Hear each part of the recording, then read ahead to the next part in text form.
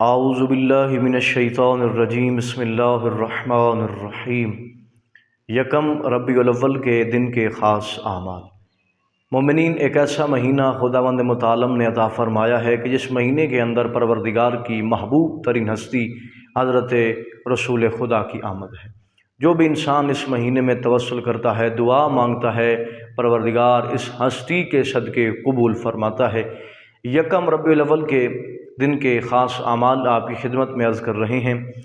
یکم ربیع الاول کی رات ایسی رات ہے کہ جس رات اللہ رب العزت کے حکم سے ہمارے نبی اکرم نے ہجرت فرمائی اور نبی کے بستر پر اپنی جان کی پرواہ نہ کرتے ہوئے وارث منبر رسول اور وارث علم رسول حضرت علی امیر المومنین اس بستر پر آرام فرما ہوئے اور صبح تک بغیر کسی بھی ڈر کے رسول کے منبر پہ وہ آرام فرما رہے۔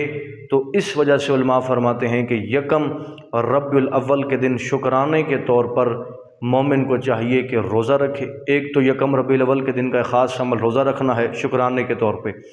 دوسرا کہ آپ نے ان دو ہستیوں کی زیارت پڑھنی ہے، زیارت رسول خدا اور زیارت امیر المؤمنین۔ اور ہر مہینے کی ابتدا میں جو ایک خاص نماز ہے وہ ہے 2 رکعت نماز پڑھتا ہوں یا پڑھتی ہوں قربتاً الی اللہ۔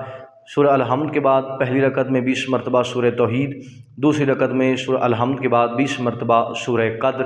جو بھی انسان نماز پڑھے اور نماز پڑھنے کے بعد حسب توفیق صدقہ دے، انشاءاللہ وہ اس تمام مہینے میں ہر قسم کی پریشانی، ہر قسم کی مشکل سے وہ محفوظ رہتا ہے اور خدا اس کو رزق بھی عطا فرماتا ہے اور خداوند متعال اس کی تمام دعاؤں کو مستجاب فرماتا ہے۔